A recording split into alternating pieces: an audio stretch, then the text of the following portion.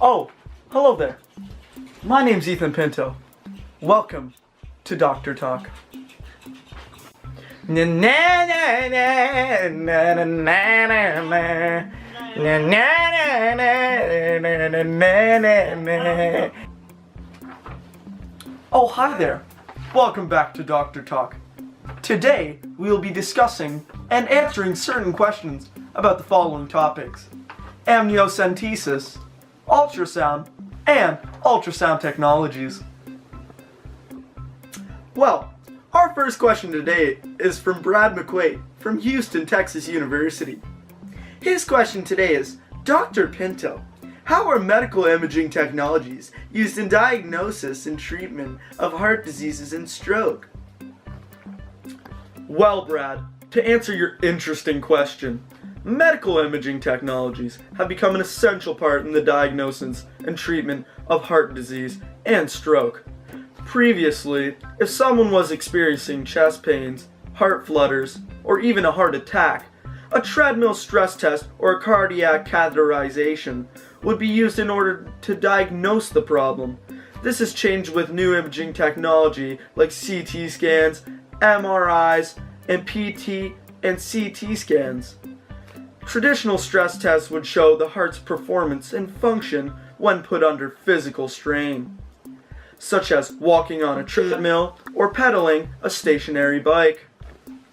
These new imaging technologies allow us to receive the same information that we could get with the older testing technologies, but in a less invasively way.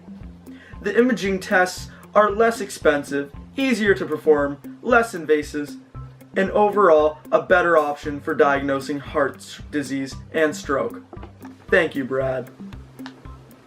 A second question has come in from a Mike Hunt from Mississauga, Ontario. His question is, Dr. Pinto, what types of imaging technologies are used in ophthalmology? Interesting question, Mike Hunt. Well, to answer your interesting question, Mike Hunt, ophthalmology has benefited greatly from the rapidly advancing process technology has had in the medical field. Ophthalmologists were once limited to basic photography such as ultrasound, corneal topography, and specular microscopy. Over the past 2 decades, there's been a large increase in the number and types of imaging technologies.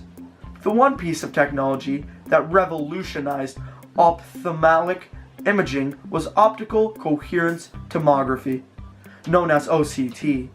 It was initially used for specialized tests in academic centers, but can now be found in just about every ophthalmology office.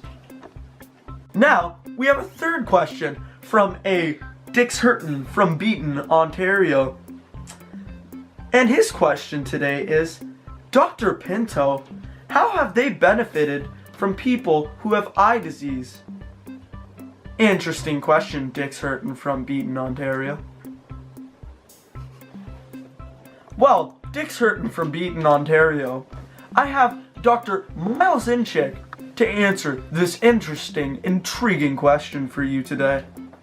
Thank you, Dr. Pinto. To answer your question, Dix Hurton from Beaton, Ontario, ophthalmic imaging has advanced greatly in the last 20 years. This has led to a change from using imaging just to document changes in the eye to an advanced set of diagnostic tools enabling assessment of disease progression and what is needed to treat this. Intraoperative handheld OI-OCT and non-invasive angiography are only a few of next-generation optical imaging tools moving from laboratory development. Smartphone applications such as PEEK can become a promising tool in telemedicine and would help to bring eye care to remote and poor societies. The advancements are making diagnosing, viewing, and fixing eye disease much easier than before. Technologies are becoming more widespread and easier to use, allowing anyone who needs help to be able to receive it as quick as possible. Procedures on eye disease are becoming quicker and cheaper as advancements are made. We now look forward in ophthalmic imaging and the potential improvements in patient care advances.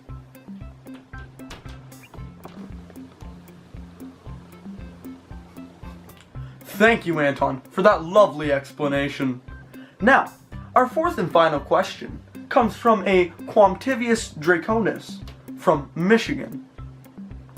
And his question today is, Dr. Pinto, how have developments in biophotonics advanced a range of surgical procedures? Great question, Quamtivius.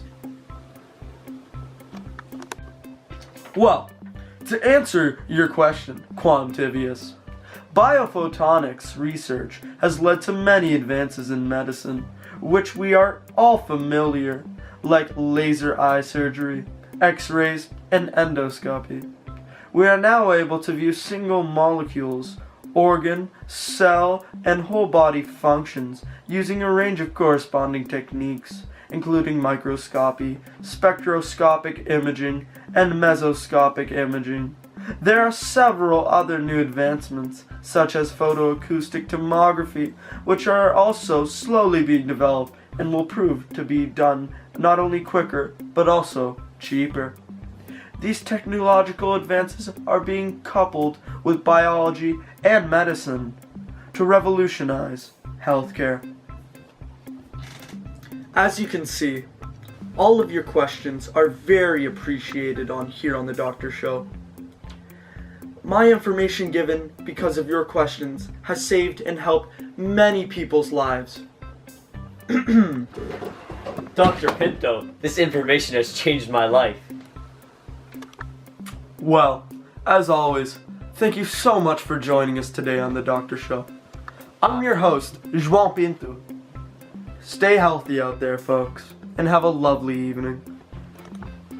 Na na na na na na na na na na na na na na na na.